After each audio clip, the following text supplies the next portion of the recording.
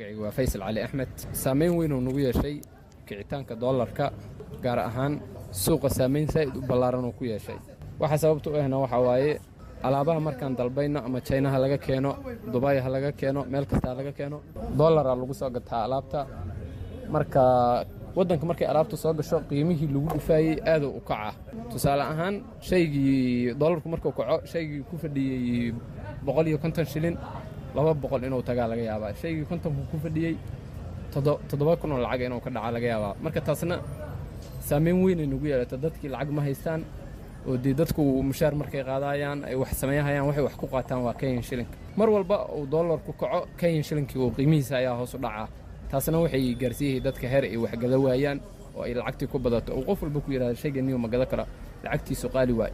sababtoo ah qof walba wuxuu rabaa qiimahan lacagtii hore ku yaqaan shayga. hadaa maanta charger gade, hadaa caana gade, qofku qiimihii hore oo ku yaqaan ayuu wali ku rabaa. laakiinse dollarkii isbedela, qiimihiina waa isbedela dabcan. marka dadkiina ma fahansan suuqa.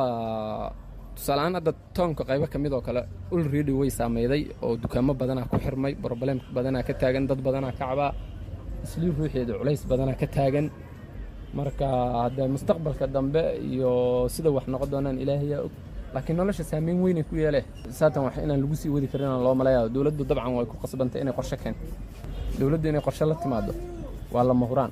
sidaan u jeedna waxa waaye inay sidaan waxba ku soco karin. أنا محمد عثمان دولارك كور وكعي wax kasta qaali noqdeen biicsharo ku diwaali wadi laayay alaab kasta dadkii soo qaadanayaan ku qaali naga gadayaan wax kasta kor u kacay saas uu noo saameeyay. anigu waxay saameeyay dadkii aan wax ka soo gadanay alaabta ay ka qaali ku soo qaadanayaan markaas anakana beecay noogu direen wixii qaali naga gadayaan saas uu noo saameeyay. wallahi ganacsiga hadda horumar male, biicsharo male, dadkii ku diwaan lacag la'aan wax kasta cirku aaday dadka way qaylinayaan shilin male wadanka uu isbixin laayay wax kasta qaali noqday. ugu horeysa aniga magacay Cabshakuur Axmed baa la dhahaa. waxaan ka mid ahay dadkan iska xogsatay isli degan.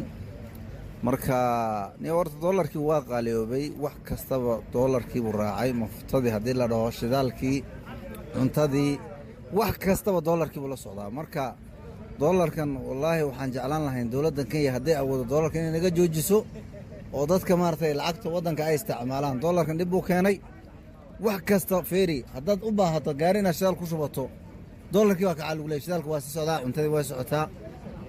marka dollarkan sicir barar buu keenay. dadka dollarka in laga joojiyaan jeclaan lahayn. wallaahi hadduu sidan wax ku socdo waxaan u arkaa wadankan faashil ba inuu yahay oo lagu noolaan karin oo beecsharadii cirka ay aadayso oo maxaa la dhahaayay wax kasta ay cirka aadahayaan. guri baa la gadan laayahay, cuntaa la gadan laayahay, maxaa la dhahaayay gaari baa shidaal lagu shuban laayahay. dollarkii waa cirku maraya anigo. marka dawladdu waxaan ka codsan lahayn dawladda inay dollarka xakamayso oo ay ku soo celiso. noloshii dhanna fiir, noloshii dhanna way oloshay. marka dollarka markuu raqiiska ahaa noloshu way iska jabnayd. wax kasta dollarkii uu ku xiran wadanka. haddaad guri iibsan rabto dollarkeen baa lagu dhahayaa. marka dawladdu la hadasho maartay ha xakamayso, dollarka ha xakamayso. hadday naga joojin kartaa naga joojisaba. ani waxa la xaaji nadiif balda nadiif sinaya dollarka niyo lama joojin karo. dollarku waxa weeye lacagta adduunka wax lagu kala gato waay. wax ay keen sababtana ma arintan macnaha sababta yeelis waxa weeye lacagta reserve-ka oo adduunka wax lagu kala gato waa dollarka. marka inflation-kan hadda maanta jira adduunka oo dhan uu ka jira. waxa sababayna waxa waaye lacagtan oo Mareykanka oo dhaqaalahan awood badan uu leeyahay oo lacagtiisa adduunka lagu soo wada isticmaalayo. marka dee wax un Kenya ay xalin karto kaliya ma oo wax u yaala African Union iyo wadamada Afrikaanka inay currency culus ay iyaga samaystaan oo ay kulata. laakiin Kenya waxay ka qaban karto wax ma. marka hawshaas asaha loola socdo dadka saas u ogaadaan. nolosha wallaahi dad badan ay ku adkaanaysaa oo macnaha aan haysanin dollar waaye. dollarka waxaa loo isticmaalaa in alaabada looga soo gato dibadda maaragtay oo maaragtay dhibaatada jirta waxay tahay alaabo kasta oo lagu isticmaalo waddankan 80% waxaa laga soo gadanayaa dibadda. marka taasuu dollarka muhiim u yahay. lacag adag oo ku gadata u baahanta alaabada soo